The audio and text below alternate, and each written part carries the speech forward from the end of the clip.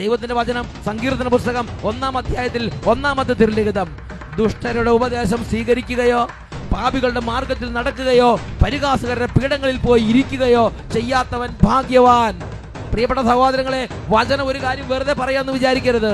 നീ ദുഷ്ടരുടെ ഉപദേശം സ്വീകരിക്കാൻ വേണ്ടി പോകരുത്. പ്രിയ യുവാവേ, യുവതി, നിന്റെ പ്രായത്തിനനുസരിച്ച് നിനക്ക് കൂട്ടുകാരുണ്ടായിരിക്കും. അല്ലെങ്കിൽ മദ്യപിക്കുന്ന ഒരു വ്യക്തിക്ക്, അല്ലെങ്കിൽ ദുർമാർഗം നടക്കുന്ന വ്യക്തിക്ക് തനിക്ക് ചേർന്ന പോലെയുള്ള ചില ഉപദേശകരുണ്ടായിരിക്കും. ഈനാമ്പേശിക്ക് മരപ്പെട്ടി കൂട്ടുന്ന് കേട്ടിട്ടില്ലേ? അതേമാതിരി തനിക്ക് ചേർന്ന ചില കൂട്ടുകാരുണ്ടായിരിക്കും. അവരായിരിക്കും നിങ്ങളുടെ ജീവിതത്തെയും ദൈവം നിങ്ങൾക്ക് വേണ്ടി ഒരുക്കിയിരിക്കുന്ന എല്ലാ നന്മകളെയും സമൂലം നശിപ്പിക്കാൻ സാത്താൻ ഉപയോഗിക്കുന്ന ഉപകരണം. നിങ്ങൾ മനസ്സിലാക്കണം.